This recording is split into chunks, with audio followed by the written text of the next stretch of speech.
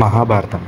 ఈ మహాభారతం వల్ల ఎంతోమంది వీరుల గురించి ఈ ప్రపంచంలో ఉన్న వాళ్ళందరికీ తెలిసింది. వాళ్ళ యొక్క గొప్పతనం, వాళ్ళ యొక్క పరాక్రమం గురించి ఈ ప్రపంచంలో ఉన్న వారందరూ పరిపరి విధాలుగా తెలుసుకున్నారు. అయితే ఈ మహాభారతంలో ఇంకా కొంతమంది వీరులు ఉన్నారు. వాళ్ళ జననం, వాళ్ళ మరణం, వాళ్ళు ఎలాంటి కార్యాలు చేశారు అన్న వాటి గురించి మనకెవరికి ఏ విషయం తెలియదు. అలాంటి వీరుల్లో ఒకడైన ఏకలవ్యుడి గురించి మనం ఇప్పుడు తెలుసుకున్నాం. ఏకలవ్యుడు దేవాశ్వ అనే ఒక రాజుకు జన్మించాడు. తాను పుట్టగానే ఈ పిల్లవాడి జాతకం బాలేదని, ఈ పిల్లవాడు పెరిగి పెద్దయితే ఎన్నో అనర్థాలకు దారితీస్తాడని పురోహితులు చెప్పగా ఏకలవ్యుడిని తన తండ్రి ఒక అడవిలో వదిలేస్తాడు. అడవిలో ఆ పిల్లవాడిని చూసిన ఒక తెగ నాయకుడు ఏకలవ్యుడిని తీసుకెళ్లి పెంచి పెద్ద చేస్తాడు. ఏకలవ్యుడు పెరిగి పెద్దవాడవుతున్న కొద్దీ తనకి విలువిద్య మీద ఎంతో ఆసక్తి కలుగుతుంది. ఒకరోజు ద్రోణాచార్యుడి దగ్గరికి వెళ్ళి తనకి విలువిద్య నేర్పించమని అడుగుతాడు. అయితే ఏకలవ్యుడు తక్కువ జాతివాడు కావడంతో నీకు విలువిద్య నేర్పించను, నువ్వు వెళ్ళిపోమని చెప్పగా ఏకలవ్యుడు ఎంతో బాధపడి వెళ్ళిపోతాడు. అయితే ఏకలవ్యుడు ద్రోణాచార్యుడి విగ్రహం ఒకటి తయారు చేస్తాడు. ఆ విగ్రహం ముందు ప్రతిరోజు విలువిద్యను అభ్యసిస్తాడు. తన గురువు విగ్రహం ముందు విలువిద్య అభ్యసిస్తే తన గురువు ఆశీస్సులు ఎల్లప్పుడూ తనకు లభిస్తాయని ఏకలవ్యుడి నమ్మకం. అయితే ఒకరోజు పాండవులు మరియు కౌరవులు అడవిలో వేటకు వెళ్తారు. వాళ్ళ కుక్కల్ని అడవిలో వదలగా అందులో ఒక కుక్క ఏకలవ్యుడు ఉన్న గుహ దగ్గరికి వెళ్ళి ఆగుతుంది. ఏకలవ్యుని చూసి మొరగడం మొదలు పెడుతుంది.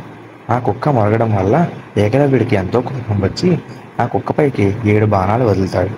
కానీ ఆ కుక్కకు ఏమీ కాదు. ఇప్పుడు ఏకలవ్యుని చూసిన ద్రోణాచార్యుడు ఈ విద్యని, ఇంత గొప్ప విద్య నువ్వు ఎలా నేర్చుకున్నావని అడుగుతాడు.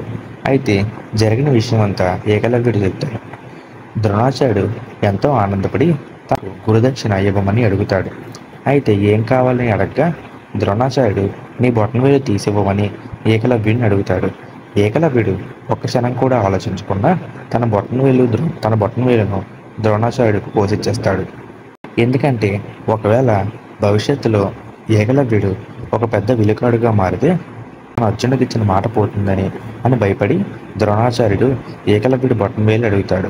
బొటనవేలు ఇచ్చేసినా కూడా ఏకలవ్యుడు విలువిద్యను ఎంతో బాగా అభ్యసిస్తాడు. అడవిలో ఉన్న వాళ్ళందరిలో ఏకలవ్యుడు ఒక గొప్ప విలుకాడుగా నిలుస్తాడు. అయితే ఏకలవ్యుడు ఏ తెగలో అయితే ఉంటున్నాడో ఆ తెగకు జరాసంధుడికి చాలా దగ్గర సంబంధం ఉంది.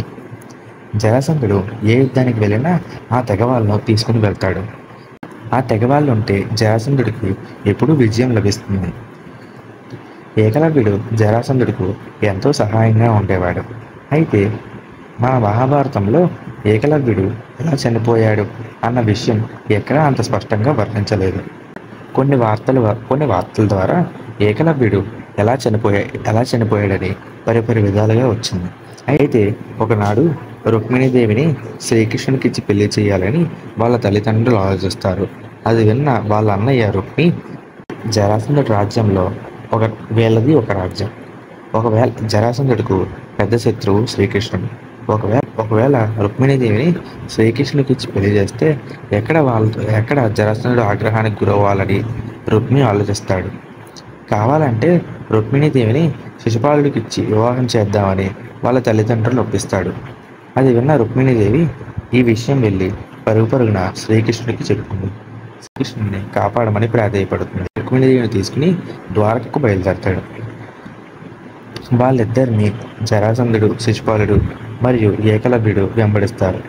అది చూసిన శ్రీకృష్ణుడు ఒక రాయి తీసుకుని ఏకలవ్యుడి పైకి విసురుతాడు. ఆ రాయి తగిలిన ఏకలవ్యుడు చనిపోతాడు.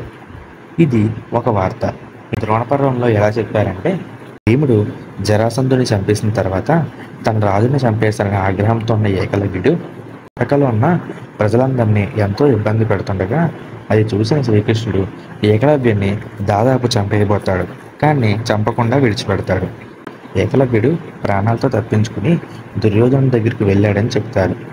దుర్యోధనుడు ఏకలవ్యుడిని హస్తినాపురంలో ఉన్న అడవులన్నింటికి రాజుగా చేయగా అప్పుడు దుర్యోధనుడు ఏకలవ్యుడిని ఆదేశిస్తాడు. శ్రీకృష్ణుడు కొడుకును చంపమని ఏకలవ్యుడికి ఆదేశించగా ఏకలవ్యుడు చంపపైకి దాడి చేయడానికి వెళ్తాడు. అది చూసిన శ్రీకృష్ణుడు ఏకలవ్యుడి తల పట్టుకుని ఒక రాయి కేసి కొట్టి ఏకలవ్యుడి తల 2 ముక్కలు చేసి చంపేస్తాడు. విధాలుగా ఏకలవ్యుడు చనిపోయాడని పరిపరి విధాలుగా చెప్పారు. అయితే శ్రీకృష్ణుడు ఏకలవ్యుడికి ఒక వరం ఇచ్చాడంట.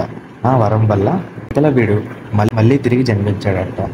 ద్రోణాచార్యుడి మీద పగ తీర్చుకోవడానికి దృష్టద్యుమ్నుడిగా ఏకలవ్యుడు మళ్ళీ జన్మించాడని, ఎందుకంటే తనని ఒక గొప్ప విలికాడుగా మారనివ్వకుండా ఆపినందువల్ల తనపై పగ తీర్చుకోవడానికి మళ్ళీ ఇలా జన్మించి ద్రోణాచార్యుడు తల నరికి తన పగ తీర్చుకున్నాడని చెప్తారు. ఈ విషయాలు శ్రీకృష్ణుడు అర్జునుడితో ద్రోణపర్వంలో చెప్తాడు.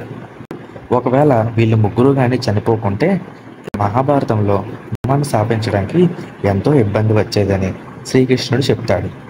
ఇలాంటి మరెన్నో విషయాలు మరెందరో వీరుల గురించి తెలుసుకోవడానికి ఇప్పుడే మన ఛానల్ని సబ్స్క్రైబ్ చేసుకోండి.